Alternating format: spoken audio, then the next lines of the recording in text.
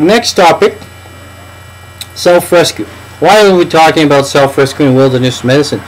Well, a lot of time you will need it. And, well, I don't rock climb, I don't do this, I don't kayak, but you may need to, for example, cross the river. And that river may be pretty wild and but the best thing would be to get trained. There's a lot of Rescue Tree is awesome, but it's more for professional. But there's a lot of organizations sometimes that give little course for just regular people that just are around water and need some technique, for example, how to cross the river, or if somebody falls in the river, how to use a throw bag. And just even the throw bag, which is very easy to carry, and I'll put an image down how to use this. It can make a big difference between somebody that will end up dead because the rapids are getting stronger and stronger, and somebody that you'll be able to get out alive. Very easy to carry in your back, and if you spend a lot of time around rivers and some wild rivers, well, it can happen.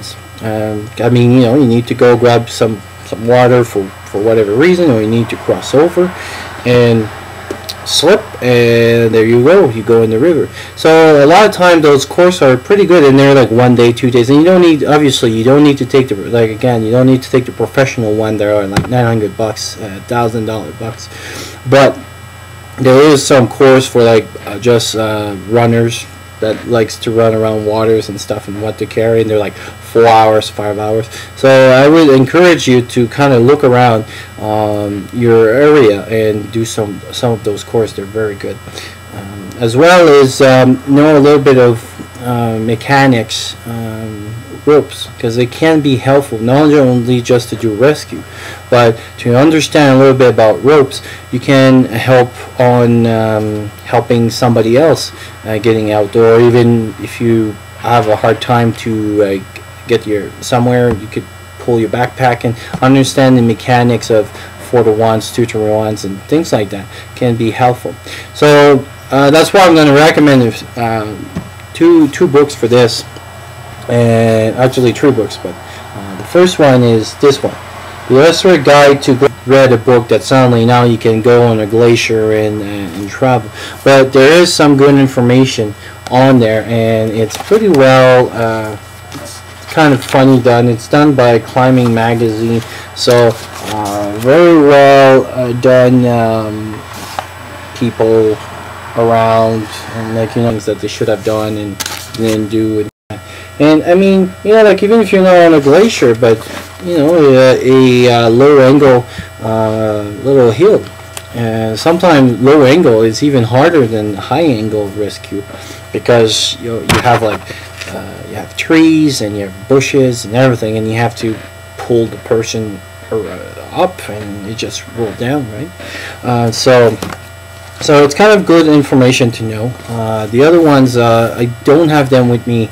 I read them, but I don't know where they are. Did some cleaning and stuff, and I lost them, but I put the image. The first one is called Self-Rescue Climbing, and what it does is it basically takes, it's more for rope climbing people, but it's still kind of explaining a little bit about techniques on how to get people out and everything, and it's kind of interesting because it's a lot about improvisation. And you don't need, like, obviously if you see, for example, your firefighter going over there and they bring like those big pulley and everything, and you're like, oh my god, I cannot carry that in my backpack. Well, you don't need to. It's just that because they're professional and because they're there for a rescue, they have to carry a heavier ratio, and because some people go down, then suddenly now you have like a higher number of weight under that. But there is a very easy material that you can carry. I always carry in my backpack during the summer mostly, because when I'm in the mountains I always carry like a 20-meter rope and a few things that I can build easy pulley system that I can build about a 3 or a 6-to-1 depending on what I want to do. So basically I can build like very easy material, and I can carry that all the time with me. And even when I go rock climbing or ice climbing, I always have on my harness a few material so that I can improvise with the material I have and suddenly climb. It's once you understand the physics of it, it's pretty easy to do, but you need to understand the physics. Again, if any of you have climbing gyms around the area, sometimes they do like indoor course, and they're like an evening course or even a day course. And with this you have enough information on how to set up rope and everything, and after that it's just practice. And actually I'll put a little link of a little cool little gadget. I didn't have my hands on yet, but I'm thinking about it.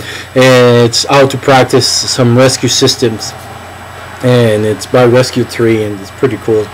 You know, I'm a gadget guy, so yeah, but there is some stuff out there for helping. And the third one is actually the Bible of anything that you want. If you're in the mountains, that's one book that you need to have at least on your bookshelf, even if you don't read it all the time, just even to look into it and stuff. And I had an old version and I bought a new one just because I have to have that. And but it talks about clothes, it talks about everything, and it's Freedom of the Hill, which is basically like the Bible.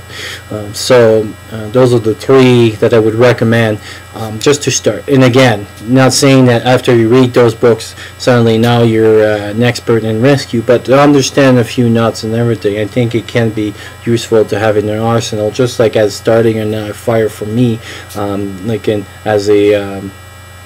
as a person that goes out in the mountains a lot, don't do much bushcraft, but do climbing. That's why I'm into survival and everything, because I need maybe those skills. Well, I think also bushcraft could learn a little bit about just those nuts and everything on how to improvise some of those kits. So those are the 3 books for rescue that I would recommend.